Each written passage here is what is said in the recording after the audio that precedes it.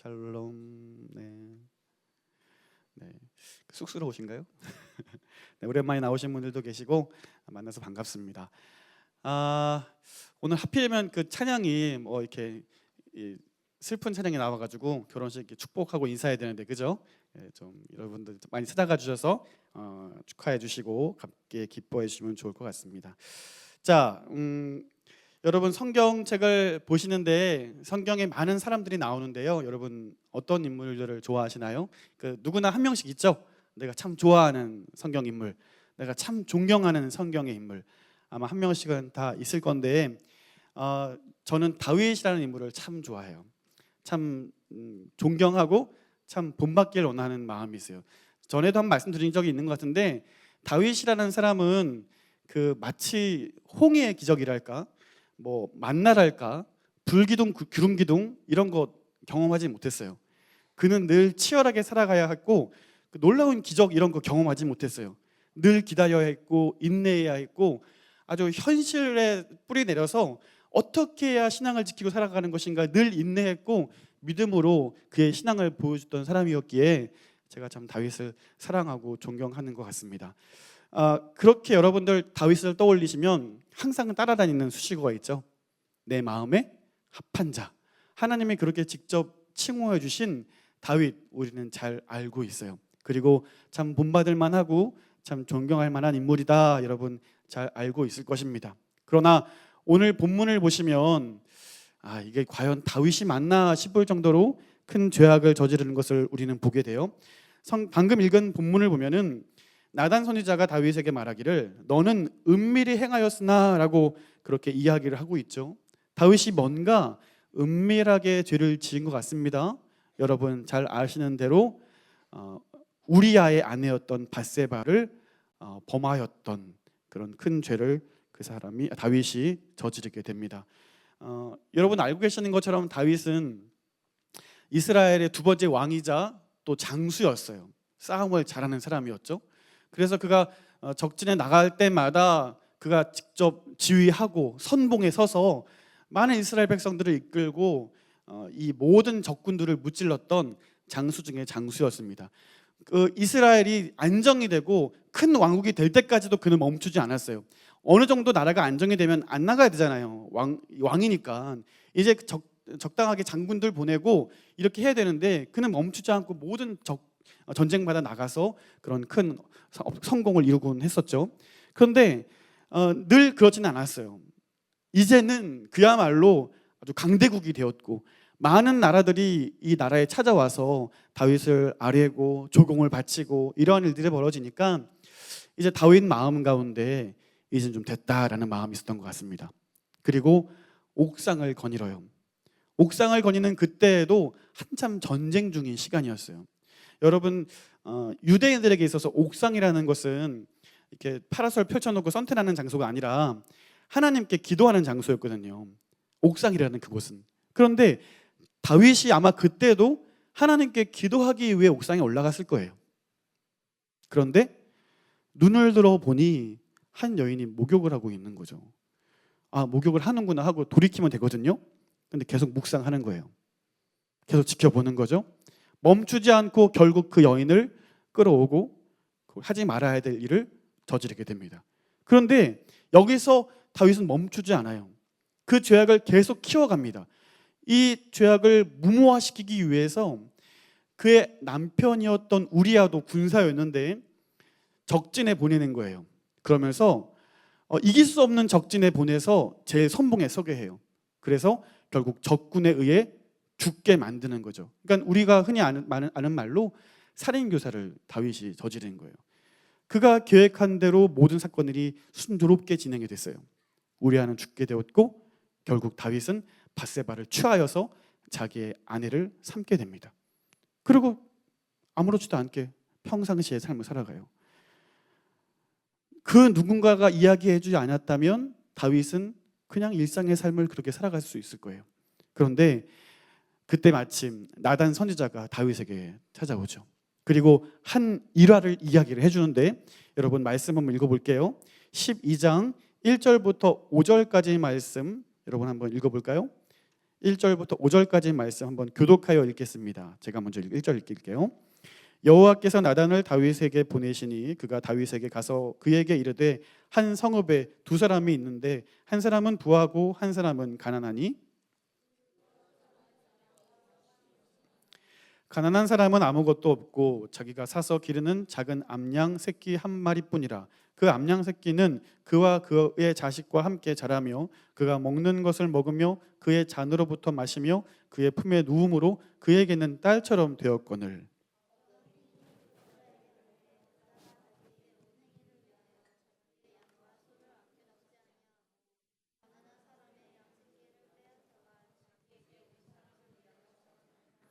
다윗이 그 사람으로 말미암아 노하여 나단에게 이르되 여호와의 살아계심을 두고 맹세하노니 이 일을 행한 그 사람은 마땅히 죽을 자라. 아멘. 여러분도 아마 이런 이야기를 듣는다면 당연히 다윗의 마음에 동조하실 거예요. 부자는 짐승과 가축이 많이 있는데 그 아까워서 정말 사절에 표현되고 있는 대로 자기 자식처럼 키우는 그 암양 새끼를 빼앗아서 그 새끼를 잔치상의 음식으로 만들게 한다는 것은 누가 생각해도 참 화가 날 일입니다. 다윗도 마찬가지로 분노했어요. 공의로의 마음으로 그러한 일을 행한 사람은 마땅히 죽어야 할 자입니다 라고 이야기를 하는데 나단 선지자가 그 이야기를 듣고 나서 다윗을 향하여 손가락질하면서 그 자가 바로 당신입니다 라고 그의 죄악을 고발하고 있습니다. 아무리 선지자여도요, 모든 신하들이 지켜보고 있는 가운데 이 한 나라의 왕에게 그 죄를 고발하는 것은 사실상 쉬운 일은 아니었다라는 겁니다. 그 당시 모든 주변국에 있는 많은 나라들 왕들은요, 여인을 취하는 거 이거 아무런 죄가 되지 않거든요. 그냥 가문의 영광일 수도 있는 거죠. 취하였다고 해서 그게 죄악시 되거나 문제 삼을 수 없다라는 거예요. 만약에 다윗이 선대 왕이었던 사울처럼 권력에 집착했던 사람이었다면 그가 아무리 선지자일지라도 그를 가만히 내버려 두지 않았을 거예요. 특별히 많은 사람들이 지켜보고 있는 가운데 당신이 그자입니다, 당신이 죄를 저질렀습니다라고 죄를 고발한다면 그 권력에 치명타를 입는 거잖아요. 아무리 선지자다 할지라도 온전하지 못했을 거예요. 그러나 다윗의 반응은 어떤 것이었습니까? 다윗의 반응은 어땠습니까? 이 나단 선지자의 고발, 외침 가운데 그는 즉시로 자신의 죄악을 인정하고 내가 여호와께 죄를 범하였습니다 라고 무릎 꿇습니다. 수많은 신하가 지켜보고 있는 가운데 그는 하나님 앞에서 무릎 꿇습니다. 오늘 저는 이 다윗의 모습을 통해서 회개에 대해 이야기해 보려고 합니다. 여러분 회개라는 말 많이 들어보셨을 거예요. 아마 기도를 통해서도 회개 많이 하실 것입니다. 그런데 일상적으로 쓰이는 단어 같진 않아요. 여러분 어머니한테 죄를 지었다고 해서 어머니 제가 어머니께 회개합니다 이런 표현 안 쓰죠? 회개라는 말을 생각해 본다면 반성하고 뉘우치는 거, 이 정도로 생각해 볼 수 있겠는데 우리가 신조로 삼고 있는 웨스터민스터 소요리 문답에 보면은 회개에 대해서 이렇게 이야기를 하고 있어요. 자막에 나올 텐데 한번 다 같이 읽어볼까요? 읽어봅니다. 시작.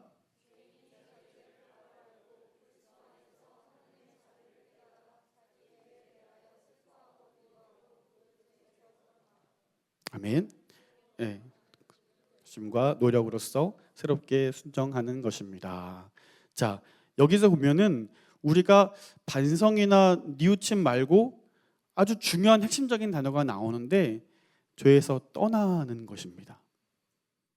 분명히 알고 있는 그 죄악으로부터 우리가 떠나는 것입니다. 제가 제주도에 가면 서울에 없는 것처럼 회개라는 것은 내가 더 이상 죄라고 알고 있는 그것을 행하지 않는 것, 의지를 사용해서 다시는 그 일을 하지 않도록 애를 쓰는 것, 돌아서는 것, 죄로부터 떠나는 것까지가 회개라는 겁니다. 많은 분들이 기도 시간에 회개를 하고 그렇게 회개의 마음으로 주님께 간구를 하지만 반성하는 데에서 그치는 것이 대부분이 아닐까라는 생각을 하게 됩니다. 사실상 그 죄로부터 떠나는 것은 너무나 어려운 일이거든요. 그렇게 되길 바래요. 누구나 꿈꿔요. 누구나 그러한 죄의 삶을 살지 않기로 결단하고 정말 두 번 다시는 그 죄를 짓지 않겠습니다. 원해요. 그런데 다시 죄의 모습으로 돌아가고 정말 하기 싫었던 그 일을 또다시 하고 있는 내 모습을 바라볼 때마다 내가 하고 있는 이 회개의 기도가 과연 의미가 있는가 하는 거죠. 내가 하고 있는, 언젠가는 눈물도 흘렸어요. 언젠가는 무릎도 꿇었어요. 언젠가는 목이 쉴 정도로 눈물을 흘리면서 간구하였어요. 그런데 또다시 그 죄의 모습을 하고 있는 나의 모습을 바라보면서 여러분 답답하지 않으셨습니까? 아, 이거 별로 의미 없는 일이 아닌가라는 생각을 여러분 하시지는 않으셨습니까? 오늘 우리는 이 다윗의 모습을 통하여 진정한 회개가 무엇인지 한번 깨달을 수 있는 시간이 될 수 있기를 바라요. 여러분, 회개한다는 거. 많은 목사님들이 회개에 대해서 중요성을 강조하지만 부담스러운 단어이기도 하잖아요. 때로는 바쁘게 살아가는 것도 참 힘든데 내가 얼마나 잘못했길래 회개까지 해야 되나 이런 생각을 하기도 하고요. 그런데 저는 곰곰이 생각해 봐요. 그리스도인들, 또 한국교회 지탄받고 더 이상 기대되는 사람들로, 기대되는 단체로, 기대되는 어떤 구조로 우리가 세상으로 하여금 주목받지 못하는 이유는 바로 여기에 있지 않은가라고 생각을 해보는 거예요. 회개는 해요. 기도는 울려요. 하나님께 간구는 하지만 그에 따른 죄에서 떠나는 모습이 우리에게 보여주지 않는 거죠. 몸부림치고 무릎 꿇고 더 이상 그 죄에 범하지 아니하리라, 가담하지 아니하리라, 그러한 우리의 삶의 모습이, 변화된 모습이 없기 때문에 여전히 우리는 지탄받고 더 이상 세상으로 하여금 기대를 받지 못하지 않고 있는가라는 생각을 합니다. 제가 청소년기 때 예수님을 영접하기 전의 삶을 좀 떠올려 보면 꽤나 말썽장이었던 것 같아요. 전혀 안 그렇게 보이는데, 그죠? 꽤나 말썽을 많이 부렸던 것 같아요. 그래서 혼날 일도 많았고 꾸중 들을 일도 많이 있었어요. 그런데 자주 꾸중을 듣고 자주 혼나다 보니까 요령이 생기더라고요. 여러분, 그 시험을 볼 때 출제자의 의도를 잘 파악하는 게 중요한 것처럼 지금 혼내고 있는 저분의 이 마음을 읽어드리는 게 되게 중요하더라고요. 예를 들면 이런 거죠. 잘못을 했어요. 이제 벌을 서거나 매를 맞아야 되는데 5대 맞을 거를 2대, 3대 맞는 것으로 끝내요. 1시간 벌 서야 될 거를 10분 만에 이제 50분을 감면받아요. 어떻게 해야 되냐면 내가 철저히 반성하고 있는 이 얼굴의 표정을 보여주면 되는 거거든요. 진짜로 정말 내가 잘못했습니다. 2번 다시는 그런 일을 하지 않겠습니다. 이렇게 사죄를 하면요, 그 표정을 읽으시고 아, 그래? 손 내려. 다시는 그러면 안 돼. 하지만 그때 저의 부모님, 선생님들은 속고 있는 거죠. 저희 기만당하고 있는 거죠. 저는 그 당시 처한 그 위험을 빨리 모면하기 위해서 어쩌면 연기를 하고 있는 거였죠. 그러고 나서 또 그 일을 하고 또 사람들 시기하고 또 못된 짓 하고 엄마 돈 훔치고 이런 일들 하는 거예요. 안 걸리게, 아무도 모르게. 우리는 그것을 우리는 그것을 잘못한 것에 대한 속죄 이렇게 생각하지 않아요. 연기라는 것입니다. 오늘 우리에게 하나님께 간절히 간구하고 기도하지만 하나님에 대하여서 더 이상 그 죄에서 떠나기 위한 열심이 없다면 어쩌면 우리도 하나님께 대하여 연기하고 있는 것이 아닐까 우리는 심각하게 고민해 보아야 할 것입니다. 말로만 회개할 수 없어요. 진짜 회개는 우리의 삶으로 고백해야 됩니다. 정말 회개는요, 우리의 삶으로 하나님께 응답할 수 있어야 합니다. 그렇다면 다윗은 어땠을까요? 나단 선지자 앞에서 많은 사람들이 지켜보고 있는 가운데 무릎을 꿇고 내가 하나님께 죄를 지었습니다라고 이야기하는데 그 처한 위기를 모면하기 위해서 저처럼 쇼를 한 것이었을까요? 그 순간의 위기를 모면하기 위해서 잠깐 무릎 꿇고 눈물 보였던 것일까요? 다윗은 그랬던 것 같지 않습니다. 여러분, 말씀을 한번 찾아보시면 좋을 것 같은데 열왕기상하 15장 5절 말씀 한번 보도록 합시다. 열왕기상 15장 5절 말씀. 여기 보시면 다윗이 그 죄를 저지른 이후에 어떤 삶을 살았는지 다윗을 평가하고 있거든요. 다 함께 읽어보겠습니다. 시작. 이는 다윗이 햇사람 우리아의 일 외에는 평생에 여호와 보시기에 정직하게 행하고 자기에게 명령하신 모든 일을 어기지 아니하였음이라. 아멘. 이게 회개라는 거예요. 그 일 외에 다시는 하나님 앞에 죄를 짓지 않았다. 같은 모양의 어떤 죄라도 다윗은 죄를 짓지 않았다라고 평가하고 있어요. 여러분, 이게 회개의 모습이라는 겁니다. 잘못을 뉘우치고 내가 어쩔 수 없는 죄인임을 인정하고 철저하게 하나님을 의지할 때, 만약 그럴 수 있다면요, 우리는 어떤 삶을 살게 될까요? 철저하게 하나님을 의지해서 더 이상 그 일에 가담하지 않기로 내 삶을 결정하고 그럴 수 있다면 우리의 삶이 어떻게 변화될까요? 그러고 보면 회개라는 것은 영접이라는 것과도 떼어놓을 수 없는 관계에 있는 것을 발견하게 돼요. 내가 죄인이라는 사실을 인정하지 않으면 회개 아니잖아요. 왜냐하면 내가 죄인이 아닌데 무엇을 회개할 수 있겠어요? 마찬가지입니다. 내가 죄인이라는 사실을 인정하지 않으면 우리에게 구원자는 필요하지 않아요. 왜냐하면 나는 건강하고 나는 의인이니까, 나는 잘못한 게 없으니까 구원자도 필요 없는 거죠. 그러나 내가 죄인이라는 사실, 내가 연약하다는 사실, 그것을 인정할 때야만 우린 구원자가 필요하고 우리에게는 진정한 회개로 나아갈 수 있다는 사실입니다. 영접하지 않으면요, 회개하지 않으면요, 예수님의 십자가가 나랑 아무런 상관이 없는 거예요. 우리가 십자가에 대해서, 예수님에 대해서 찬양하고 묵상을 많이 하는데요, 내가 정말 죄인이라는 사실을 인정하지 않으면요, 내가 그분 앞에 그 십자가는 내가 져야 할 내 죄값에 대한 형벌이라는 사실을 인정하지 않으면 그 어떤 것도, 그 어떤 노래도, 그 어떤 찬양도 아무런 의미가 없다라는 사실입니다. 예수님께서도 말씀하시죠. 내가 의인을 찾으러 온 것이 아니라 병자를 찾아왔노라 라고 말씀하세요. 온전한 사람에게 의사가 쓸모없다라고 말씀하는 게 아니라 진정으로 이 세상에는 의인이 없기 때문에 모든 사람은 구원자가 필요하다는 사실을 말씀해 주시기 위해 이 말씀을 하는 거예요.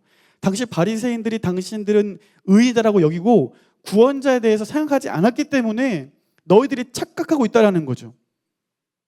너희가 건강하지 않은데 건강하다고 착각하고 있다라는 거예요.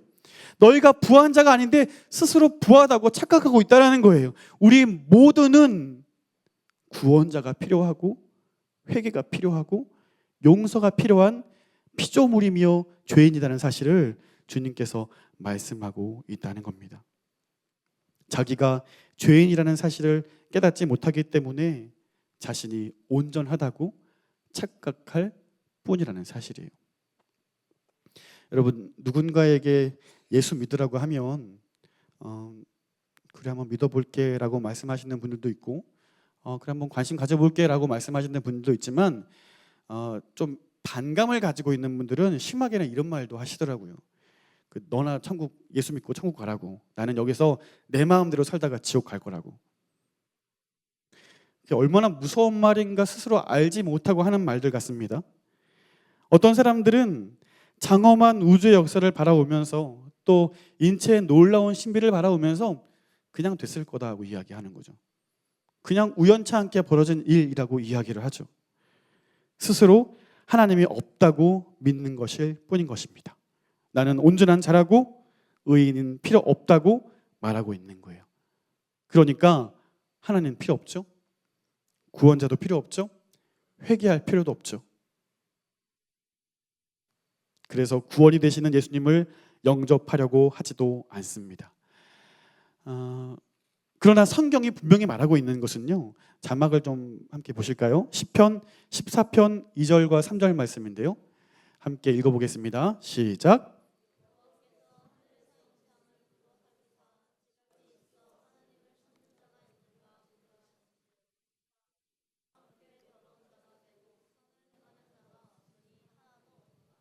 아멘. 이것이 우리 모든 인간의 속성입니다. 것을 성경은 분명히 말씀합니다. 아무리 거룩해 보여도요, 아무리 착하고 의로워 보여도요, 모든 사람은 구원자가 필요한 죄인일 뿐입니다. 오늘 우리가 예수 믿지 않는 사람들뿐만 아니라 우리 모두도 이러한 마음과 이러한 결정이 필요할 것 같습니다. 여러분 한번 질문해 볼게요. 마음속으로 대답해 보십시오. 하나님 없이 살만하지 않습니까? 기도하지 않고 말씀 보지 않아도 우리의 삶에 큰 문제가, 큰 어려움이 막 순식간에 다가온다거나 불행에 다가온다거나 그러지 않지 않아요? 괜찮지 않습니까? 성경 읽지 않고요, 기도하지 않고요, 내가 살아가면서 하나님의 뜻이 무엇인가 관심 갖지 않아도 그럭저럭 살만하지 않으세요? 이렇게 말씀은 하지 않으시더라도 실제로 여러분의 삶의 일주일의 삶 가운데 내가 전혀 말씀을 의지하지 않고 전혀 무릎 꿇고 전혀 눈을 감고 전혀 하나님을 향하여 기도하지 않는다고 한다면 우리가 그렇게 말은 하지 않을 뿐이지 하나님 없이도 살만하다라고 우리는 인정하고 그렇게 살아가고 있는 것입니다. 이 세상에 내 힘으로 혹은 힘 있는 그 누구를 의지함으로 살 수 있다고 이야기하는 거예요. 나는 병자다. 나는 하나님이 없이는 늘 부족한 자다. 나는 죄인이다. 이러한 사실을 인식하고 잊지 못하는 겁니다. 제가 설교할 때마다 늘 하는 기도가 있어요. 나를 불쌍히 여겨주셔서 하나님의 귀한 말씀 온전히 전할 수 있게 해주십시오 라고 기도를 해요. 어떤 분들은 제가 사역을 하면서 이 기도를 계속 처음부터 시작을 했거든요. 왜냐하면 저는 너무 절실했기 때문에 그래요. 저는 늘상 생각하기를 제일 이 자리에 설 자격이 없는 사람이라고 생각을 하거든요. 어떻게 제가 저를 아는데 설교를 할 수 있겠어요? 어떻게 거룩해야 됩니다. 죄를 짓지 말아야 됩니다. 말씀 봐야 됩니다. 하나님만 의지해야 됩니다. 라고 설교할 수 있겠어요? 제가 저를 아는데요. 근데 어떤 분들은 이렇게 기도하는 것을 보시면서 이 거룩한 목사 코스프레를 하고 있다. 이렇게 생각하시는 분들도 있어요. 얼마나 목사가 설교 준비를 안 하면 저렇게 기도를 하냐. 이렇게 생각하시는 분들도 있더라고요. 저는 너무 간절한 거거든요. 저는 너무 절실한 거거든요. 오늘도 하나님의 은혜가 없이는 저는 절대로 설 수 없습니다. 하나님의 도와주셔야만 저는 오늘 설교할 수 있고 오늘 저는 설 수 있고 하나님 앞에 일할 수 있습니다. 제 고백이거든요. 오늘 우리에게 이러한 고백이 있으면 좋을 것 같아요. 하루를 시작하면서 하루를 살아가면서 나는 죄인입니다. 하나님의 은혜가 없이는 한순간도 살아갈 수 없습니다. 제 생각과 제 마음을 지켜주십시오. 제 입술을 지켜주십시오. 오늘 하루 주의 은혜 가운데 살게 해주십시오. 하나님, 오늘도 나를 불쌍히 여겨주십시오. 여러분, 우리는 누구나 회개가 필요해요. 그동안 여러분 밀어놓았던 여러 가지 회개해야 될 제목들을 가지고 이 시간 기도했으면 좋겠어요. 꼭 수련회 가야만 할 수 있는 게 아닙니다, 여러분. 꼭 불 끄고 사람들이 뜨겁게 연주하고 목사가 목이 쉴 때까지 뜨겁게 소리 질러야만 할 수 있는 것이 아니에요. 여러분, 회개가 왜 중요하냐면요, 하나님께서 징계하시기 위해서 회개를 시키는 게 아니거든요. 하나님께서 회개를 요구하시는 이유는 딱 한 가지예요. 하나님의 백성들이 하나님을 더 가까이 하기 위해서예요. 죄가 있으면 하나님께 가까이 못 나가거든요.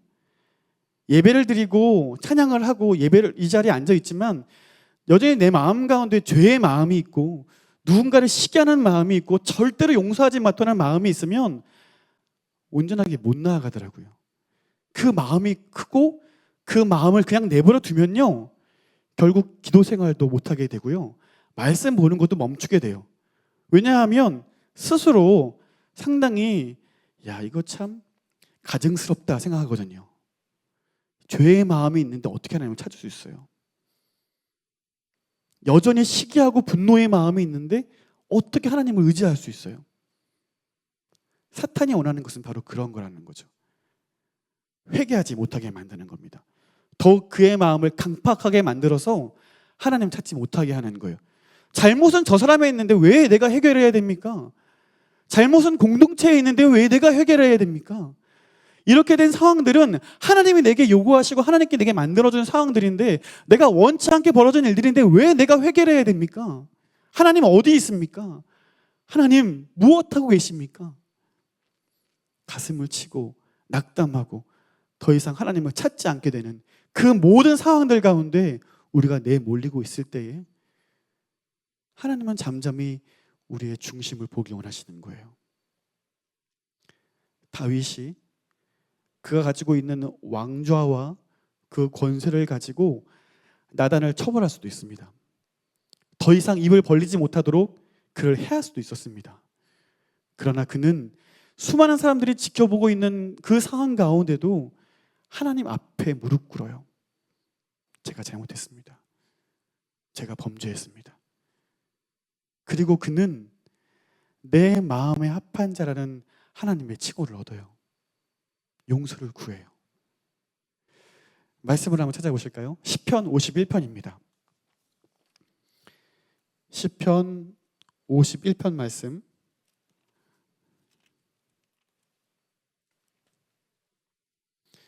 1절부터 12절까지 말씀 우리 한번 한 절씩 읽을게요. 시편 51편 1절부터 12절까지 말씀. 여러분 성경책을 보시면 이 시편 51편이 그 일이 있은 이후에 지은 다윗의 시편이에요. 그가 지금 어떻게 회개하고 있는지를 한번 들여다봅시다. 제가 먼저 1절 읽겠습니다. 하나님이여 주의 인자를 따라 내게 은혜를 베푸시며 주의 많은 긍휼을 따라 내 죄악을 지워주소서.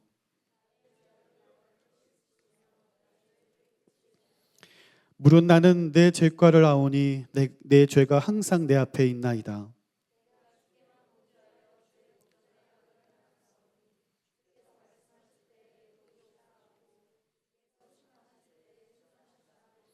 내가 죄악 중에서 출생하였으며 어머니가 죄 중에서 나를 잉태하였나이다.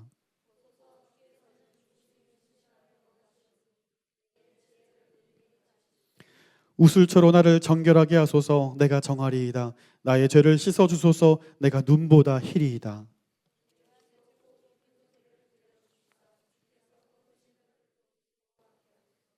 주의 얼굴을 내 죄에서 돌이키시고 내 모든 죄악을 지워주소서.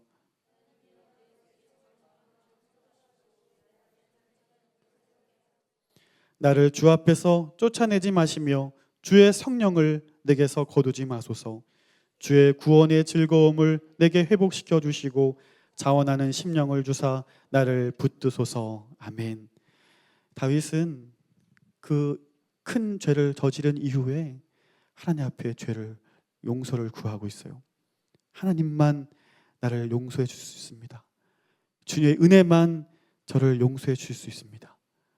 다른 것 의지하지 않고 하나님께 더욱 가까이 나아가는 그의 모습을 보게 됩니다. 오늘 우리는 여기서 어떻게 하면 우리가 회개할 수 있을까? 어떻게 하면 더 이상 그 죄의 모습에 머물러 있지 아니하고 삶의 변화를 이룰 수 있을까? 우리는 이 모습을 통해 귀한 교훈을 얻습니다. 그것은 하나님을 가까이 하는 것입니다. 하나님을 붙드는 것입니다. 하나님을 의지하는 것입니다. 그 죄가 내게 있음을 인정하고 늘 나는 죄인이어서 하나님의 은혜 없이는 늘 넘어질 자로, 늘 연약한 자로, 늘 죄인 중에 있는 자로 인정하여 하루하루 매 순간 매 순간 하나님을 의지하는 그 마음, 하나님을 찾는 그 마음, 그것이 오늘 저와 여러분에게 필요한 회개의 모습입니다.